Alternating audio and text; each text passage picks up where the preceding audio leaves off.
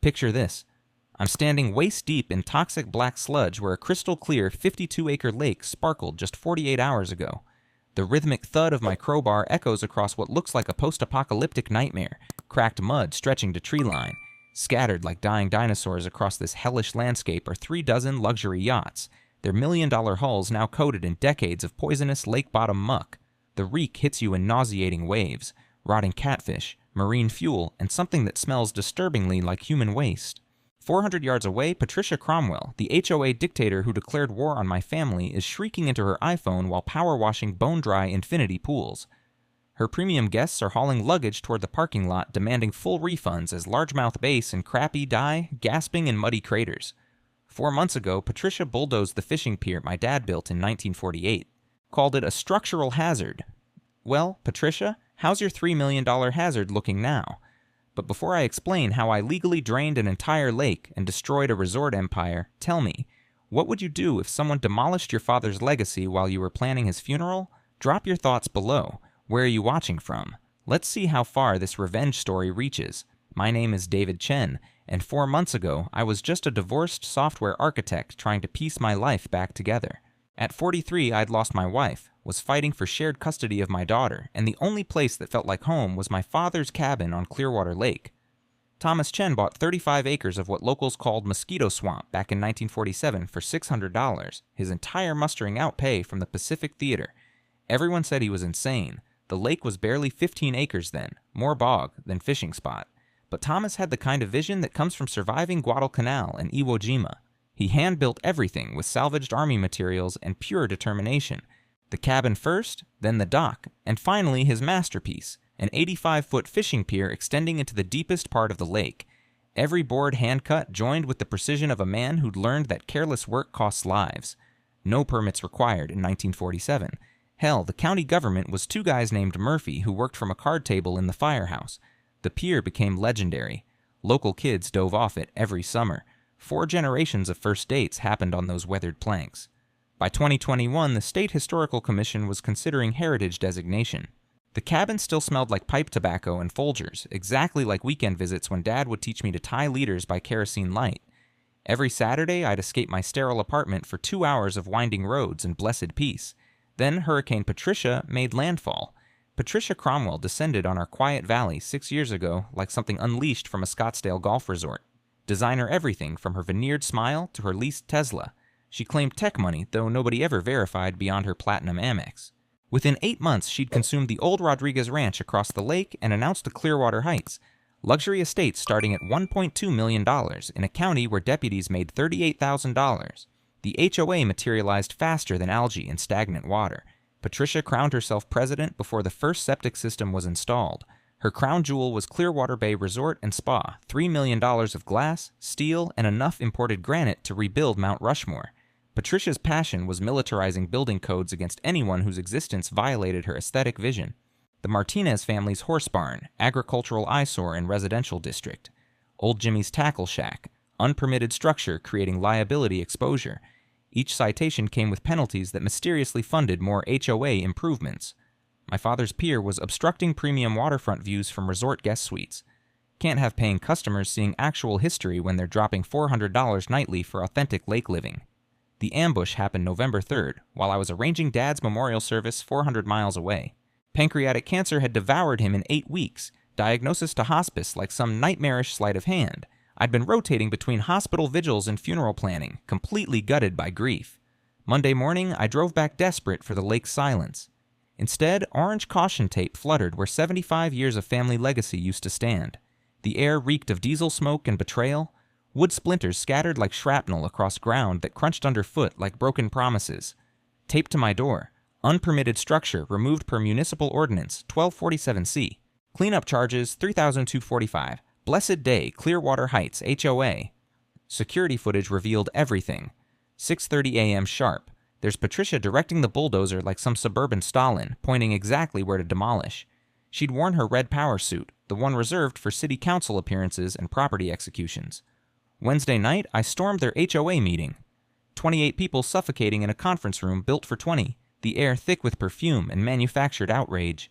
"Mr. Chen," Patricia said without glancing up from her leather planner, Your rustic aesthetic simply conflicts with community standards. That pier was an eyesore, diminishing neighboring property values. That pier was built by a Marine Corps veteran without permits. She smiled. Cold as January lake ice.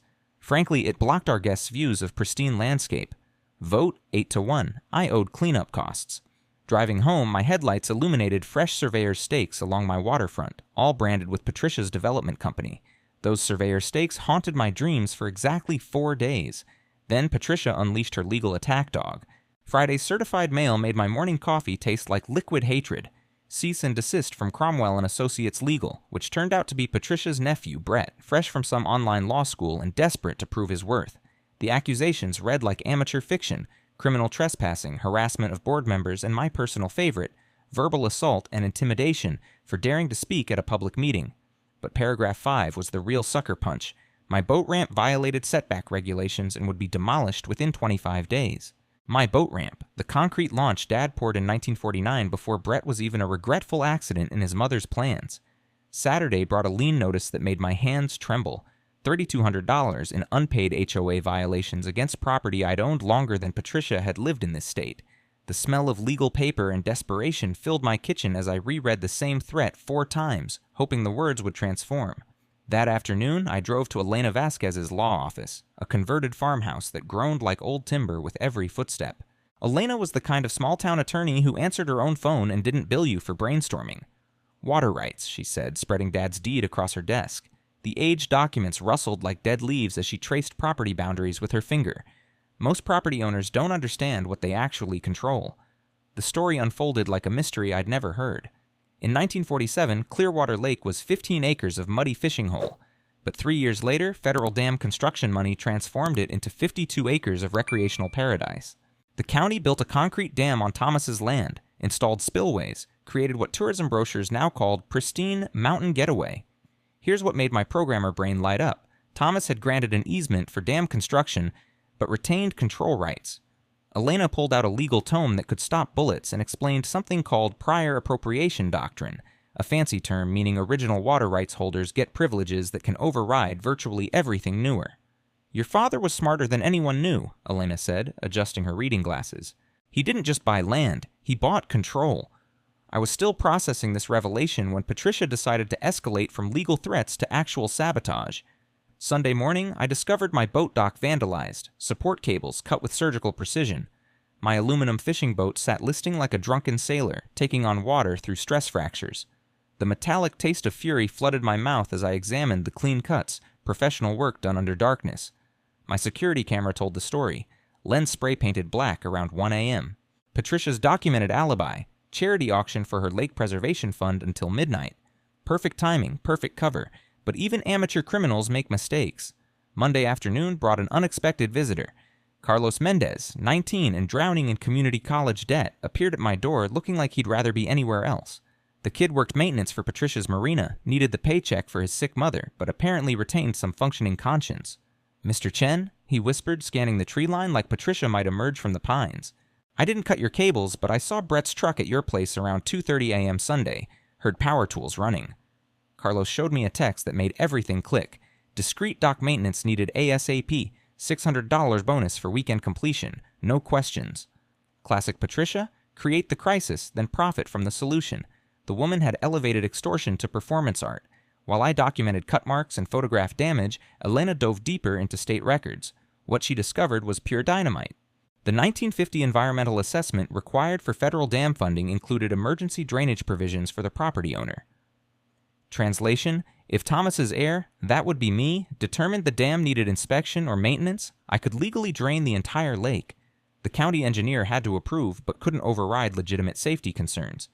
Elena explained it over coffee that tasted like victory. "David, your father built himself a kill switch. Someone threatens the lake's integrity, you pull the plug." The beautiful irony wasn't lost on me. Patricia destroyed my pier to enhance her resort's views, but those views depended entirely on water I controlled.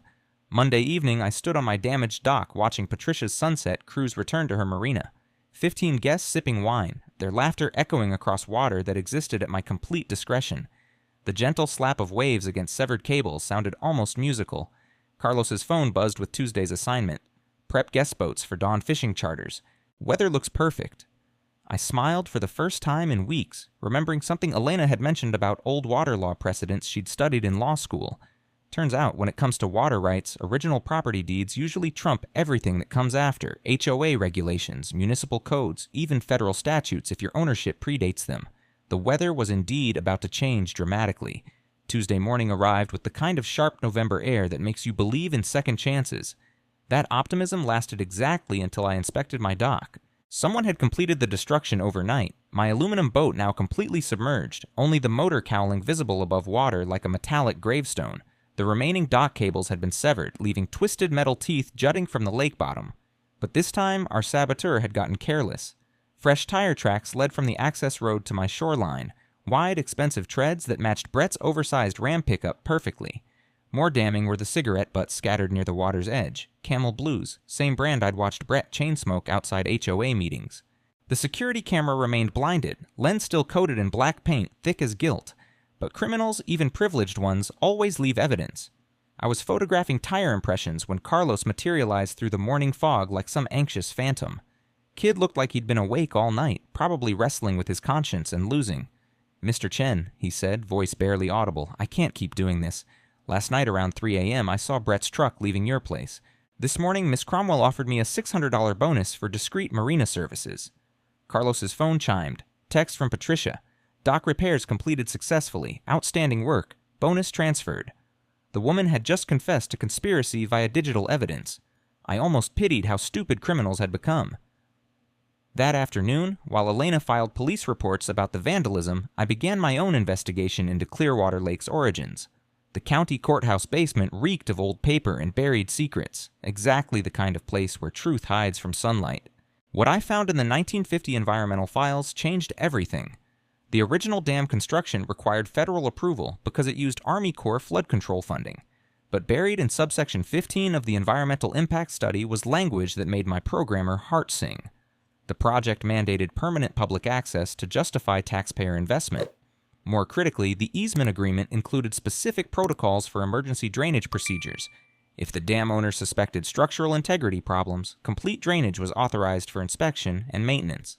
The county engineer had to review the decision, but federal law prevented them from overriding legitimate safety concerns. I remembered Elena mentioning something about water law during our first consultation, how she'd specialized in it after watching too many developers steamroll small landowners. She'd explained that original water rights often override everything newer: zoning laws, HOA covenants, even municipal ordinances. The legal principle was elegant: first in time, first in right. Wednesday brought Patricia's most desperate gambit yet. She materialized at my door wearing her best concerned neighbor costume: pearls, pressed khakis, and a smile that could freeze molten lava. Behind her stood 3 resort guests who looked like they'd escaped from a country club prison, all caps and entitlement. "David," she said, voice dripping false sympathy, "we need to address your recent behavior. My guests feel threatened by all this hostility." The hostility was me existing on my own property. "I'm prepared to make a generous offer," she continued, producing an envelope thick as a dictionary. $500,000 cash for your entire property. That's 50% above market value." I opened the envelope. Cashier's check. Legitimate bank. Enough money to relocate anywhere else. The scent of fresh ink and desperation rose like incense at a corrupt altar. "That's generous, Patricia, but this property isn't for sale." Her mask slipped just enough to reveal the predator underneath. "David, you're fighting a war you cannot win. I have resources, connections, legal firepower. You have what? A rundown cabin and hurt feelings?" "I have something better," I said, thinking about those federal documents cooling on my kitchen table. "I have patience." After they left, I called Elena with news about the federal compliance requirements. Her excitement crackled through the phone. "David, this is bigger than vandalism or HOA disputes. If Patricia's resort violates federal access requirements, she owes repayment of original flood control funding with 75 years of interest." That evening, I stood where my father's pier used to extend into the water, watching Patricia's evening wine cruise return to the marina. 18 guests this time, their laughter echoing across water that suddenly felt different. Not like something I lived beside, but something I controlled. The lake's surface reflected the setting sun like molten bronze, beautiful and deceptive, just like Patricia's operation. Gorgeous on the surface, rotten underneath. I pulled out my phone and called Mike Rodriguez, the county engineer. If I was going to exercise emergency drainage rights, I needed official documentation that couldn't be challenged later. "Mike, it's David Chen." I think we need to discuss the structural integrity of Clearwater Lake Dam. When can you come out for an inspection? The weather was about to get very interesting. Thursday morning brought Mike Rodriguez and his inspection gear to my doorstep. County engineers are a special breed, methodical, thorough, and incapable of bullshit. Mike had been inspecting dams since Reagan was president, and his calloused hands told stories of concrete and water that most people would never comprehend. "David," he said, adjusting his hard hat against the morning sun, "Elena mentioned you have concerns about structural integrity. Let's take a look." We walked the dam's length together, Mike taking measurements while I provided historical documentation. The concrete appeared solid from above, but 75 years of water pressure and freeze-thaw cycles had taken their toll. Hairline fractures spiderwebbed through the spillway walls like wrinkles on an ancient face. "Sedimentation's the real issue," Mike said, pointing to discolored water near the marina. "All that boat traffic churns up bottom sediment faster than the lake can process naturally."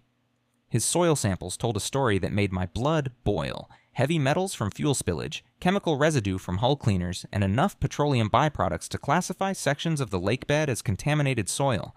Patricia's high-speed boats and jet skis had transformed 52 acres of mountain water into a chemical soup.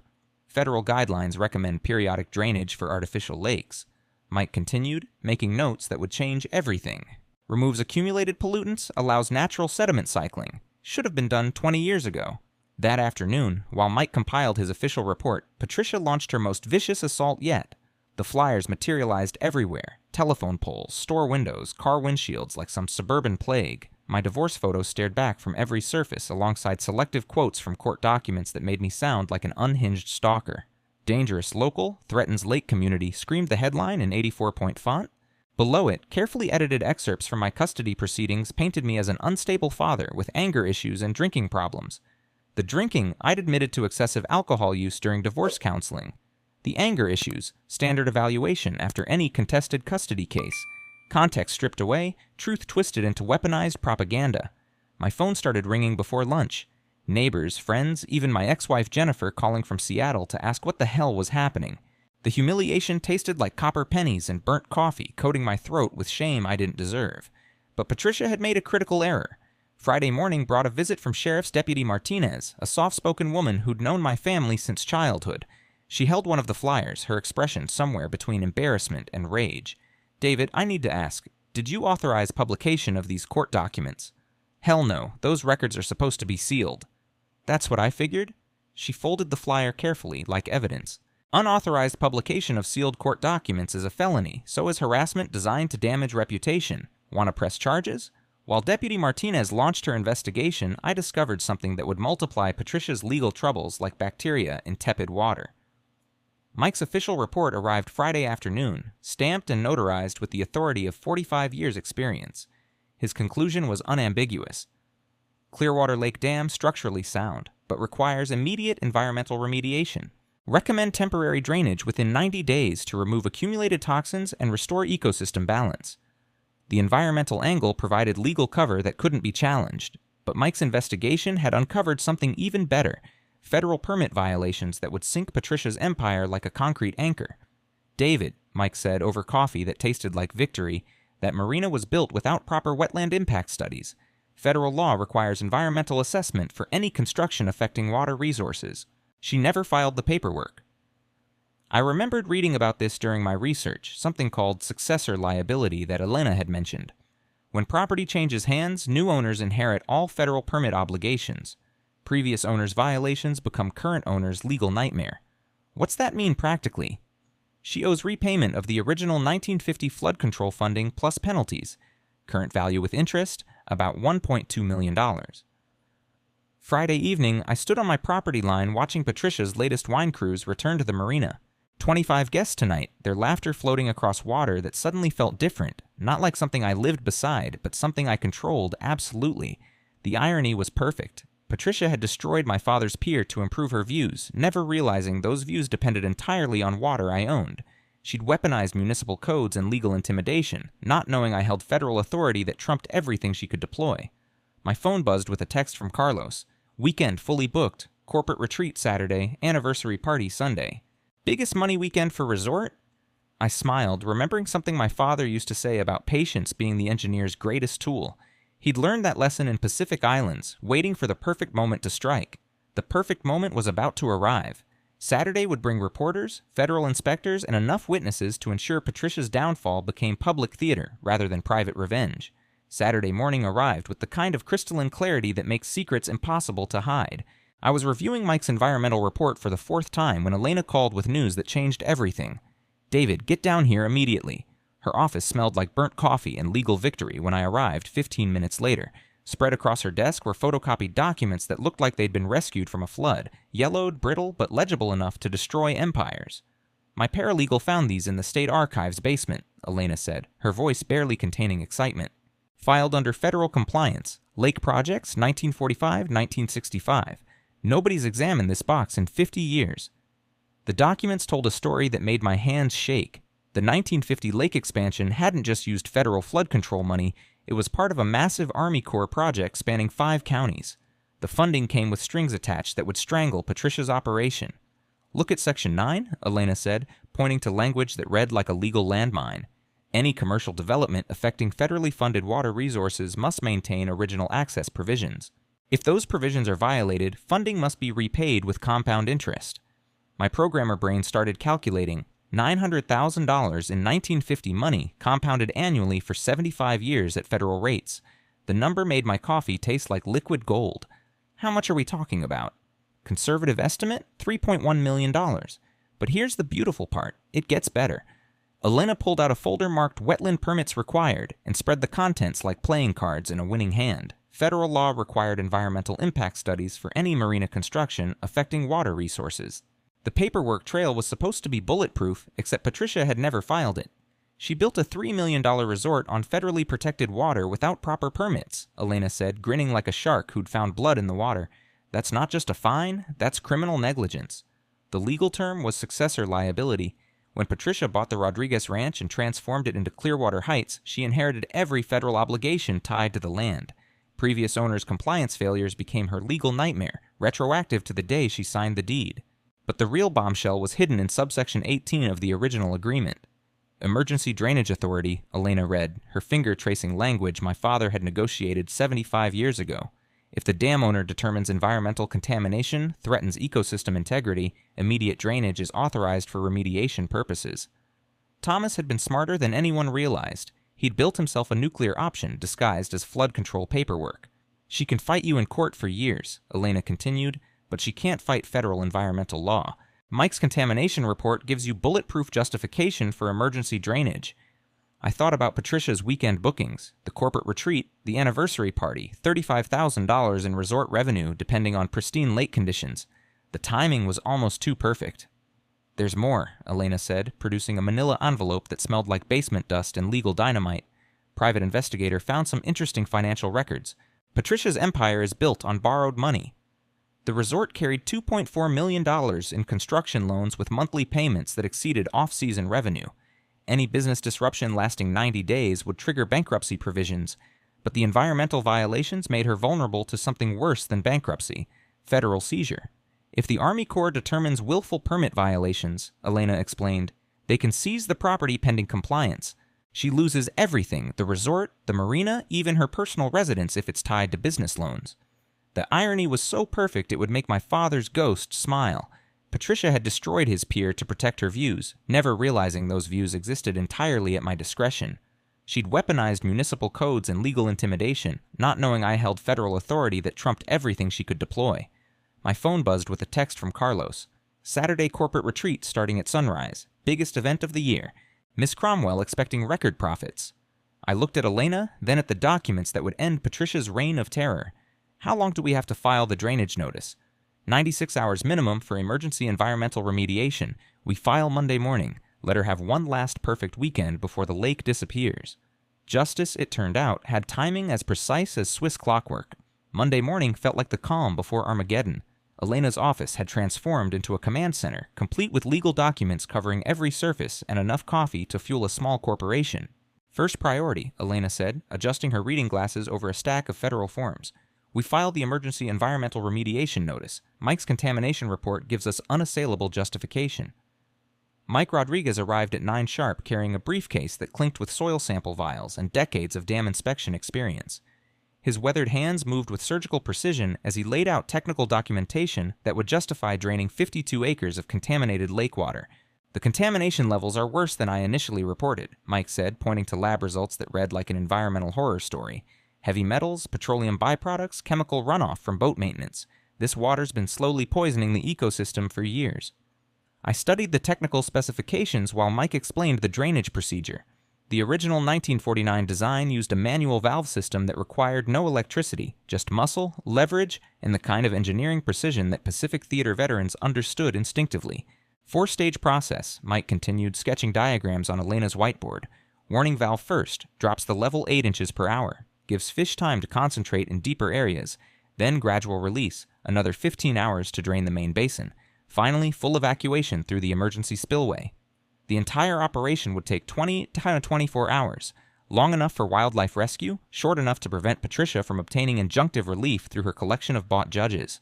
Carlos Mendez became our inside intelligence asset, though the kid looked like he might have a panic attack every time we discussed the plan. His mother's medical bills depended on his marina job, and losing it would destroy them financially, but his conscience had finally defeated his wallet. "Weekend bookings are completely sold out," Carlos reported, nervously checking his phone for messages from Patricia. "Corporate retreat Saturday, family reunion Sunday, wedding reception Sunday evening. She's expecting $40,000 in revenue." Elena coordinated the legal paperwork with the efficiency of someone who'd spent 25 years outmaneuvering bigger law firms. Federal environmental notices, county drainage permits, liability waivers that would protect us from lawsuits when Patricia's empire collapsed into mud. "The beauty of emergency environmental authority," Elena explained while notarizing documents, "is that it supersedes almost everything else. Zoning laws, HOA covenants, even preliminary injunctions. None of it matters when federal contamination standards are violated." I remembered her telling me about a case from her law school days where a rancher had successfully drained a polluted stock pond, despite opposition from 4 municipalities and a state environmental agency. The key was proper documentation and unassailable scientific justification. Mike's contamination report provided both. Tuesday brought unexpected reinforcements. Dr. Maria Santos from the State Wildlife Department arrived with a truck full of temporary holding tanks and enough volunteers to relocate every fish in the lake. Word had spread through environmental circles about our ecosystem restoration project. "We've been wanting to study Clearwater Lake's contamination for years," Dr. Santos said, testing water samples that would make excellent evidence in federal court. "The resort's boat traffic has accelerated pollution beyond natural recovery capacity. Temporary drainage is exactly what this ecosystem needs." The fish rescue operation would provide perfect cover for media attention. Environmental restoration always played better on camera than property disputes or HOA revenge stories. Wednesday evening, I walked the dam's length with a flashlight, checking mechanisms my father had maintained until the day he died. The manual valve system was beautifully simple, a testament to 1940s engineering that prioritized function over complexity. WD-40 and 75 years of careful maintenance had kept everything operational. The smell of machine oil and lake water mixed with anticipation as I tested each component. Warning valve, operational, main release, smooth as silk, emergency spillway, ready to swallow 52 acres of contaminated water. My phone buzzed with updates from our growing coalition. Elena had contacted an environmental reporter from the regional newspaper. Story angle focused on heroic lake restoration versus greedy development. Dr. Santos confirmed fish rescue teams would arrive Friday afternoon. Mike scheduled county emergency services coordination for Saturday morning. Everything was falling into place with the precision of clockwork designed by someone who understood that timing matters more than force. Thursday night, I sat in my father's cabin reading his maintenance logs by lamplight. His final entry, dated 2 weeks before his death, made my throat tight. The lake remembers its natural state. Someday, someone will help it find that memory again. Thomas had known this day would come. He'd preserved the drainage authority not just as a legal nuclear option, but as an environmental necessity. The lake needed to breathe, to purge itself of decades of accumulated poison, to remember what clean water felt like. Friday would bring media crews, federal inspectors, and enough witnesses to ensure Patricia's downfall became public spectacle rather than private revenge. Saturday would bring justice flowing like 52 acres of liberated water. Friday morning shattered like glass against concrete when Patricia made her most desperate move yet. I was testing the dam's warning valve one final time when 4 black SUVs pulled into my driveway like some suburban invasion force. Out stepped Patricia, her lawyer nephew Brett, and 3 men in tactical gear who looked like they'd escaped from a private military contractor. David Chen, announced the lead contractor, a granite-faced man whose biceps strained against his polo shirt. I'm Rick Stevens, Blackwater Security. We're here to prevent terrorist activity against critical infrastructure. Terrorist activity. The woman had actually labeled me a terrorist for exercising legal rights on my own property. This dam provides water security for the entire community, Patricia declared, positioning herself between me and the control mechanisms like some suburban general. Your threat and sabotage constitutes domestic terrorism under the Patriot Act. Brett stepped forward with an emergency injunction thick as a phone book. Federal court order prohibiting interference with community water supply. Violation carries 15 years federal prison. I examined the paperwork while my blood pressure climbed toward dangerous territory. The injunction looked official. Impressive letterhead, judicial seal, enough legal language to choke a lawyer. But something smelled wrong, like week-old fish wrapped in legal briefs. This is dated yesterday, I said, pointing to the filing timestamp. How did you get a federal judge to issue emergency orders in 24 hours? Brett's confident smile flickered like a candle in wind. Judge Martinez is a family friend. He understood the urgency. Judge Martinez, Carlos's uncle. The pieces clicked together like a combination lock opening to reveal corruption inside. That afternoon, while Patricia's mercenaries established a perimeter around my dam, Elena launched a legal counterattack that would have made Sherman proud.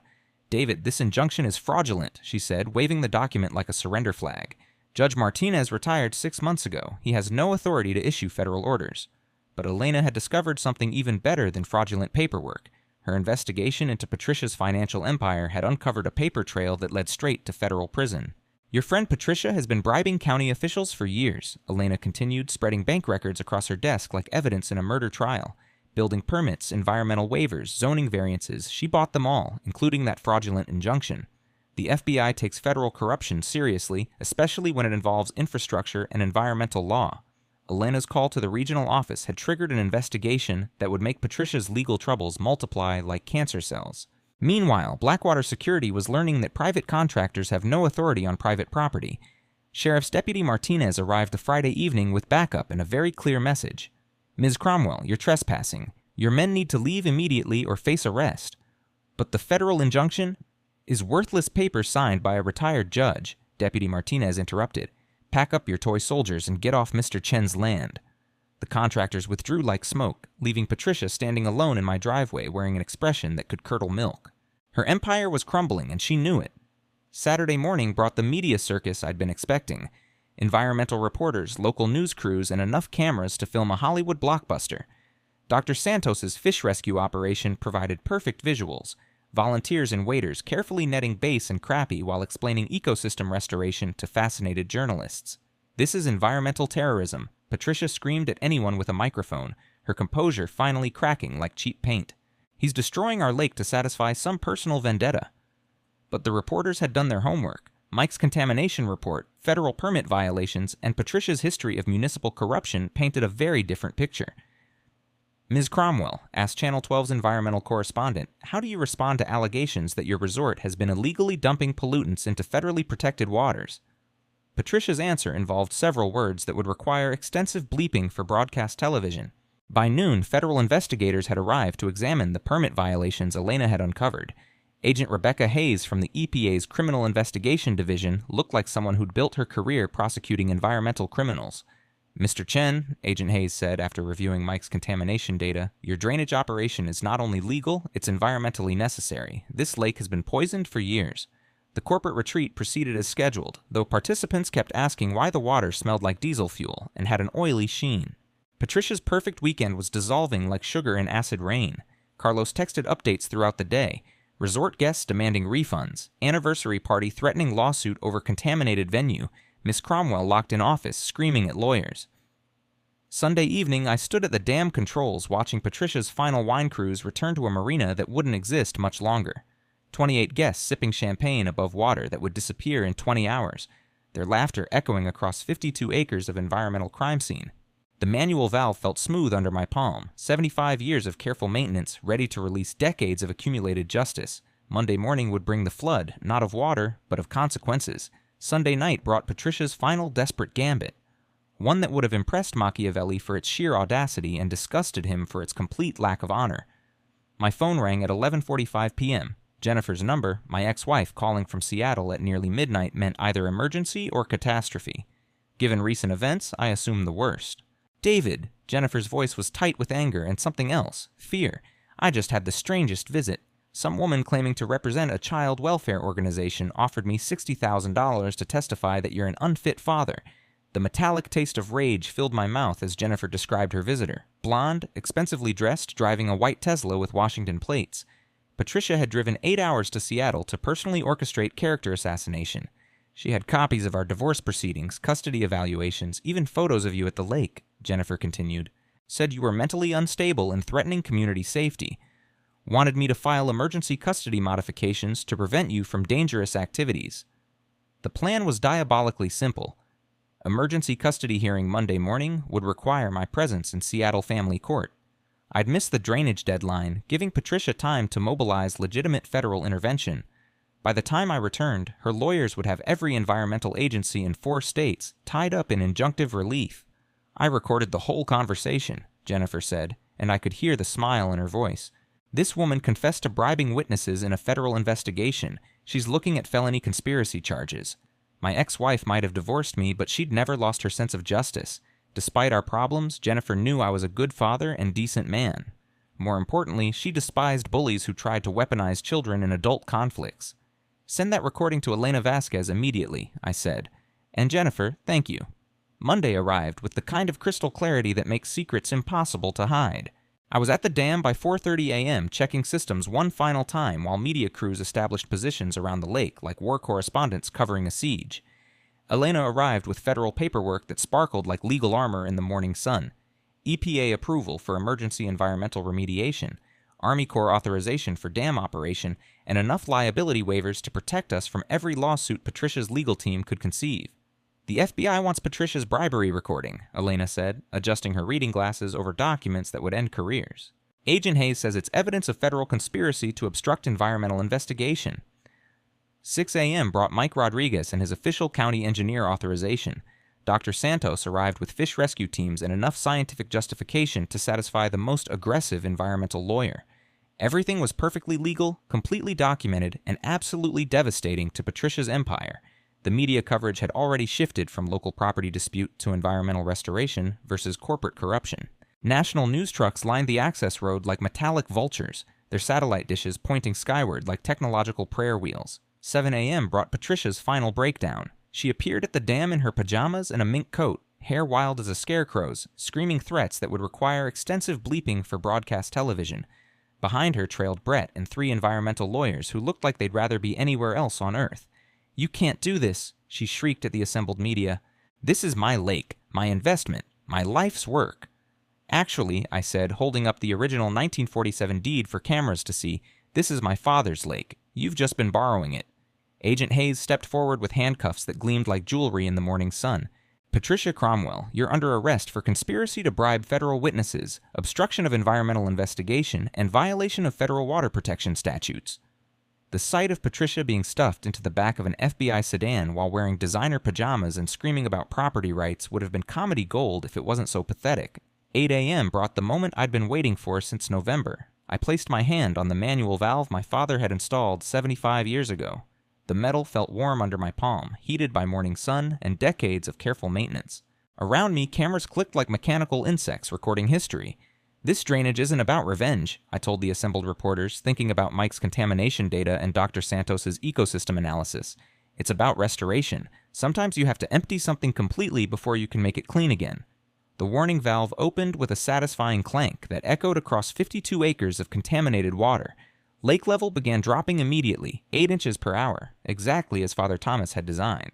Behind me, Patricia's resort guests were discovering that their luxury weekend had become an environmental disaster movie.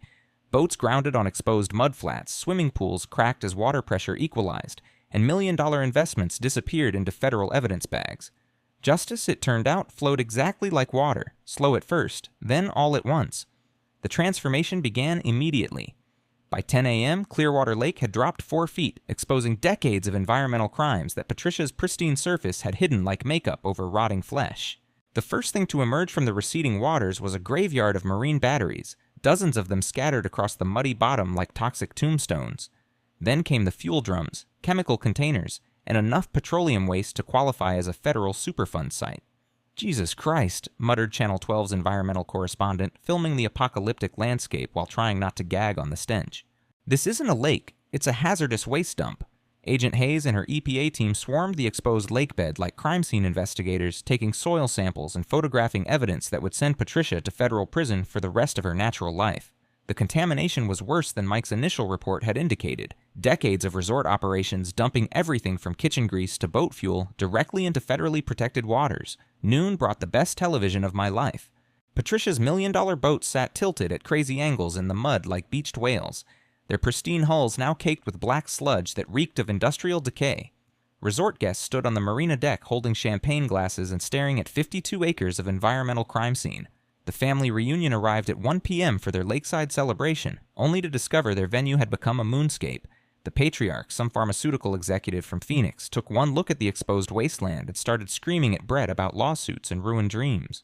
"Sir," I called from the dam controls, "I can recommend several lawyers, though you might want to avoid anyone named Cromwell." By 2 p.m., the media circus had attracted national attention. CNN's environmental team arrived with satellite trucks and enough camera equipment to film a documentary. The story had everything: corporate corruption, environmental destruction, federal crimes, and one man fighting to honor his father's legacy. "Mr. Chen," called the CNN correspondent, a sharp-eyed woman who'd built her career exposing environmental criminals. "Critics say you're destroying the lake out of personal revenge. How do you respond?" I gestured toward the exposed contamination where EPA agents were photographing evidence of crimes that stretched back decades. "Ma'am, the only thing being destroyed here was hidden under 25 feet of water. We're not draining the lake. We're exposing the crime scene."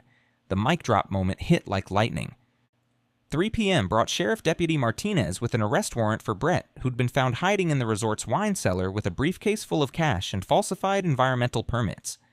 The sight of Patricia's nephew being perp-walked past his ruined marina while reunion guests demanded refunds was television gold. 4 p.m. revealed the full scope of Patricia's environmental terrorism. As water levels dropped below the marina foundation, workers discovered an illegal sewage pipe dumping resort waste directly into the lake. The EPA's portable testing equipment went haywire, measuring contamination levels that exceeded federal safety standards by factors that made Agent Hayes reach for her phone to call in additional investigators. "This is the worst environmental crime I've seen in 25 years, Agent Hayes told reporters, holding up soil samples that looked like toxic mud. The perpetrators will face federal charges including conspiracy, environmental terrorism, and willful endangerment of public water resources." 5 p.m. brought the moment I'd been waiting for since November. Doctor. Santos's fish rescue teams had successfully relocated over 12,000 bass, crappie, and trout to temporary holding ponds. The healthy fish would return to clean water. The contaminated ones would become evidence in federal court. 6 p.m. brought complete drainage. Clearwater Lake's bottom lay exposed to sunlight for the first time in 75 years, revealing not just environmental crimes, but historical artifacts from the original valley. Native American arrowheads, colonial-era farming tools, and remnants of the original Clearwater Creek bed that my father had preserved beneath the artificial lake. The sunset over the empty lake bed created a surreal landscape that cameras couldn't adequately capture. 52 acres of exposed earth stretched between mountains like an ancient amphitheater, with Patricia's stranded resort perched above it like some ridiculous monument to greed and stupidity. Local families arrived with metal detectors and fishing nets, their children playing in the original creek bed that Father Thomas had protected for 75 years. Elderly residents shared stories about swimming in the natural springs before federal money transformed everything into tourist paradise. "My great-grandfather used to pan for gold in this creek," said Mrs. Patterson, an 85-year-old whose family had lived here since territorial days.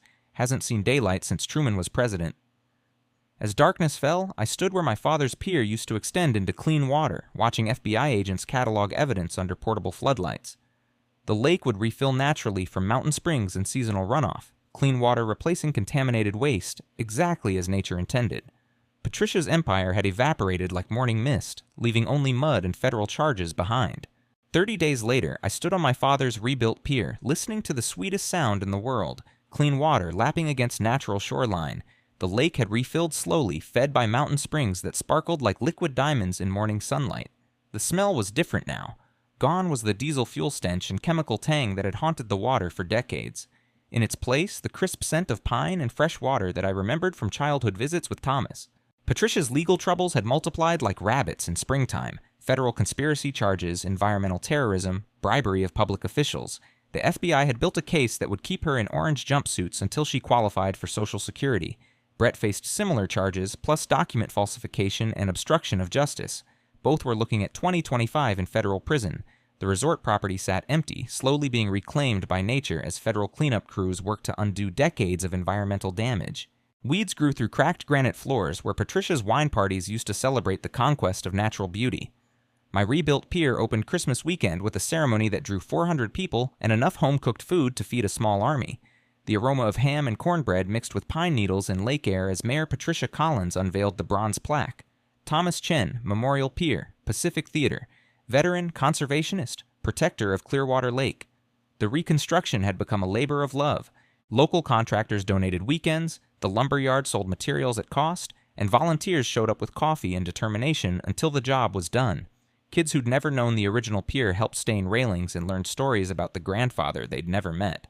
My custody situation resolved beautifully when Jennifer's recording of Patricia's bribery attempt became federal evidence.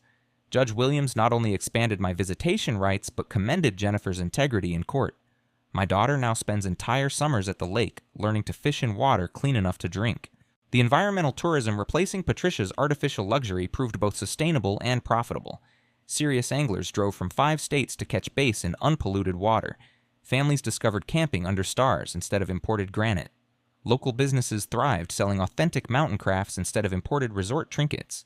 I established the Thomas Chen Conservation Scholarship using proceeds from speaking engagements about water rights and environmental justice. The first recipient was Carlos Mendez's younger sister, Maria, who wanted to design pollution prevention systems instead of just cleaning up messes. Carlos himself now apprentices under Mike Rodriguez, learning dam engineering from someone who understands that infrastructure serves communities, not corporations. The annual Pier Festival each October draws thousands of visitors celebrating community over commercialization. Local bands play on a stage built from reclaimed resort lumber. Children dive off the pier exactly as their parents and grandparents had done, continuing traditions that Patricia couldn't destroy with all her money and lawyers. Clearwater Lake became a model for environmental restoration nationwide. Engineering students study our drainage procedures. Federal agencies cite our project as proof that private citizens can successfully fight corporate pollution when armed with legal knowledge and community support. Elena Vasquez's practice now handles water rights cases across 6 states. Her success with federal environmental law attracts clients fighting similar battles against developers who prioritize profits over preservation. She's never lost another water rights case, though she jokes that nothing will ever top draining an entire lake for justice. The ecosystem recovery exceeded every scientific prediction. Fish populations quadrupled within 24 months. Dr. Santos's research documented how temporary drainage could restore damaged artificial lakes, providing blueprints for similar projects worldwide. 8 months after the drainage, state environmental officials designated Clearwater Lake as protected watershed under federal conservation programs, permanent protection from commercial development, guaranteed public access, and funding for ongoing monitoring. Thomas's vision finally had legal teeth sharp enough to bite developers who threatened his sanctuary. Standing on the rebuilt pier this evening, watching sunset paint clean water the color of burnished gold, I can almost hear my father's approving chuckle echoing across water that will remain pristine long after I'm gone. Some battles are worth fighting not for personal victory, but for principles that outlast individual lives. Clean water, community respect, keeping promises to future generations. If you've survived your own HOA nightmare, share your story in the comments. The HOA Stories community reads every single one, and your experience might help someone else fight back. And if this story restored your faith that ordinary people can still defeat corrupt systems when truth and persistence team up, smash that subscribe button and join the HOA Stories family. We're just getting started. Thank you for tuning in to HOA Stories, where neighbors stand up against HOA Karens and karma comes knocking.